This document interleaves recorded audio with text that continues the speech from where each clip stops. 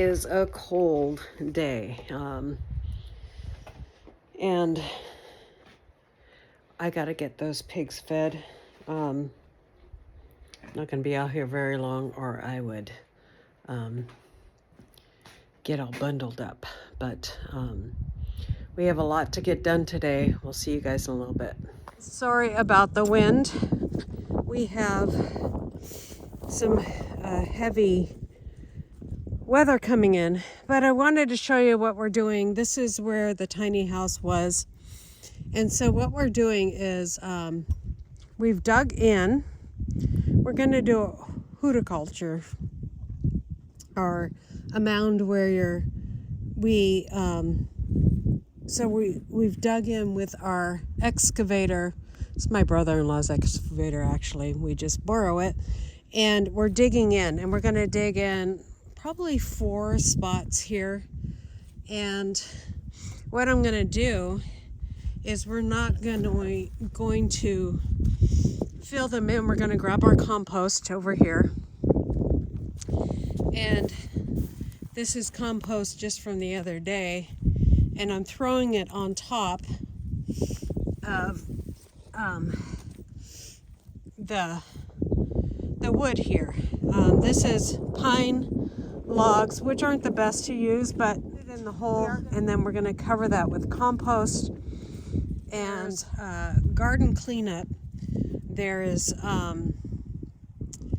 bedding, which is wood chips. There is paper towels. There is grasses. There is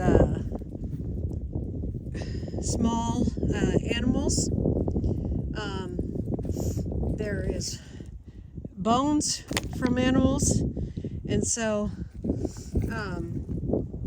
those are going in there, and this is going to take a long time to break down. But the layer that we're going to put on top, there's going to be lots of soil under this, on top of this, and then that is aged wood chips and manure from our pigs. We did deep bedding, and so we just throw the bones in there. Any deer carcass that we get from processing a deer, we're hunting deer, that carcass will go in here too. And so this is one garden bed, or one run in-ground garden. After we get all the compost on there, we're going to put this clay soil on top. Then we're going to put some of our compost from our pigs on top of there. We'll probably put, probably in between these 2 layers, we will put, even though there's plenty of weed seed in there, because my husband, he forgets about the weeds and then he mixed all that up. So there's weed seed in there, unfortunately. So what he's doing is he's going to get more logs.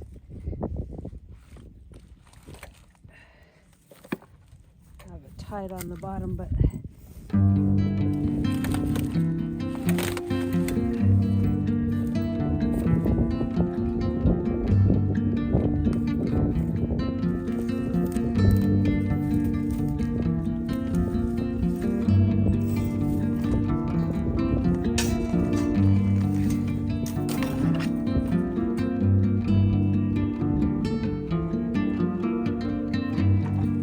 I had it tied together, so that works. Now I can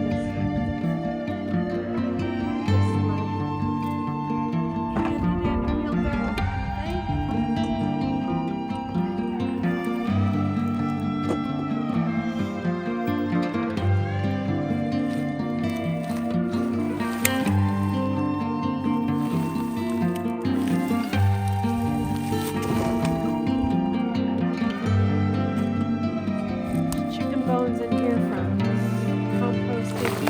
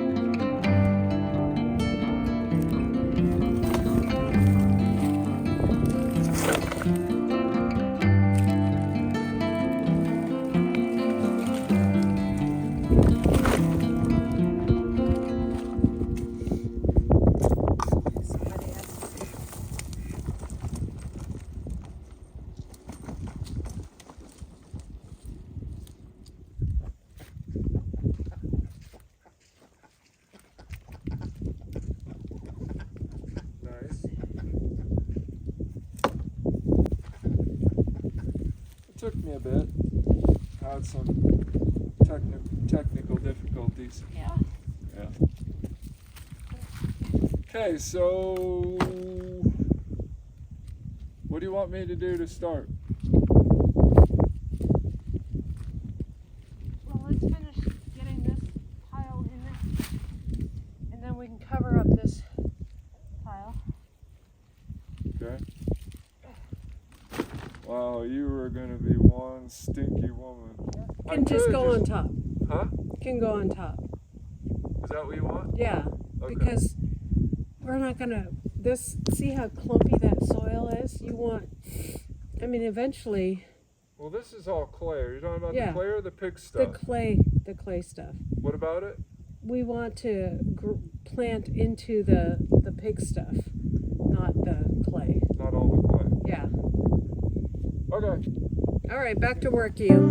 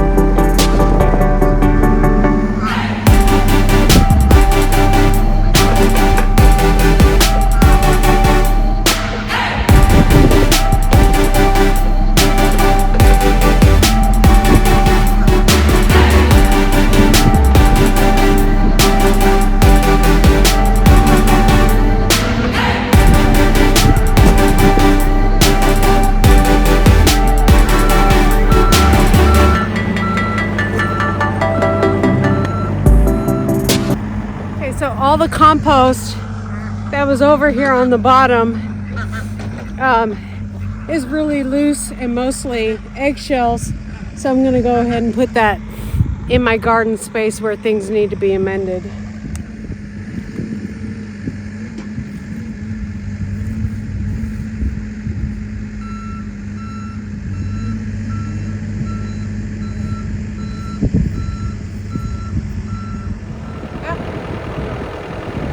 Go for it.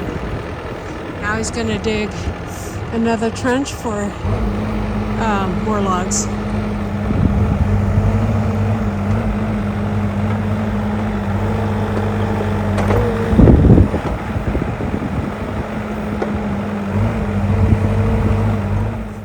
Okay guys, so we got our first area done. It's underneath right here.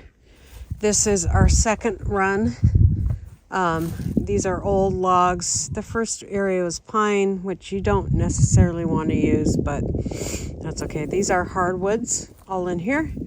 And so this is actually longer than the first run. I just happened to be that way. And you can see how much space we're going to have in between the garden beds.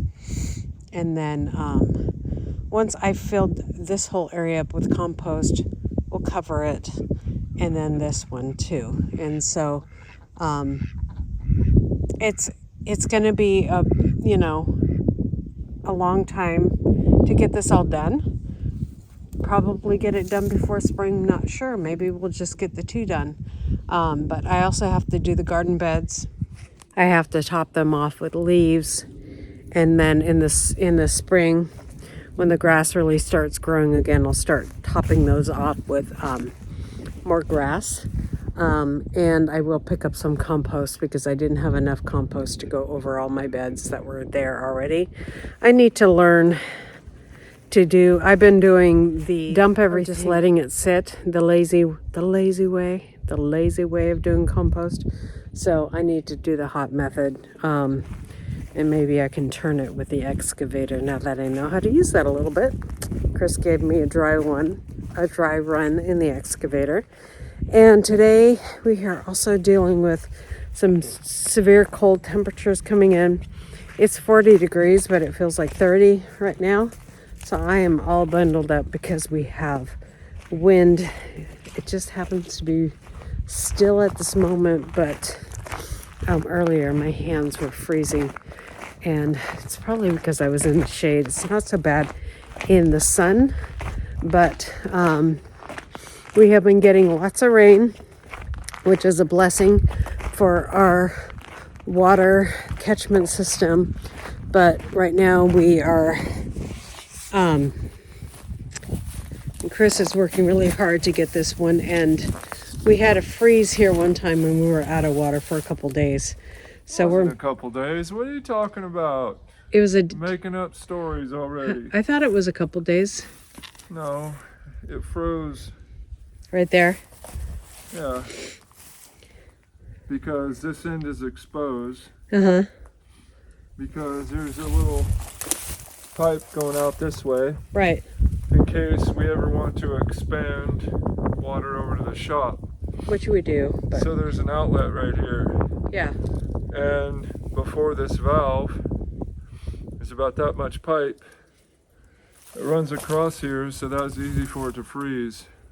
Okay. So it didn't freeze here, froze right here. And then once I realized that's where the blockage was, and I heated it up and I had to ram it out, and then finally the ice plug. And that was we had the electric pipe heaters on it. Our pipes are exposed for a rain catchment system, and that's what this is. But we learned if we put the blankets on it, even if it snows, we really don't. We have a lot less chance of freezing pipes. Snow's better probably. Yeah, insulates it a little bit. Holds that down Yeah, nice and. but I think we're just gonna get rain. Yeah, but it's gonna be down in the 20s, so Yeah. all this stuff would potentially freeze. Now I just need to hook this up. Yep. Plug it in when That it way gets when it gets down, it's got a thermostat on it. right. So. There we go. Yep. So. Time to watch football here pretty soon. We've been working. This is a Sunday, and we had so many things we had to do before the freeze. We're like, we're staying home today. Sometimes you have to do. So we had Something's got to give. There's only so much time. we had to give our pigs some straw. We had to. You had to mow an area so you can move the pigs Yeah. for later. Because when it's this rainy, we have to move them like twice a week. See how much the high dollar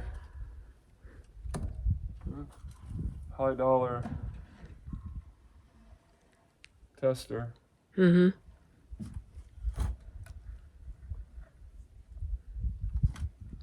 Okay. Dang it. So go down to where it touches. Then I pull that out. Then you And put it, then we go right here. hold it on the Go right outside. here. And how many gallons does that say at the very bottom of the cup? It says 14. Huh? So 1,400 gallons per tank. Yeah. So 5,600 gallons. Yep. So our tanks 14. aren't full, but they No, were they're not full. they were down to what? We pretty much stayed about pretty consistent with this. Yeah. I don't think we've dropped below, even during the height of the drought.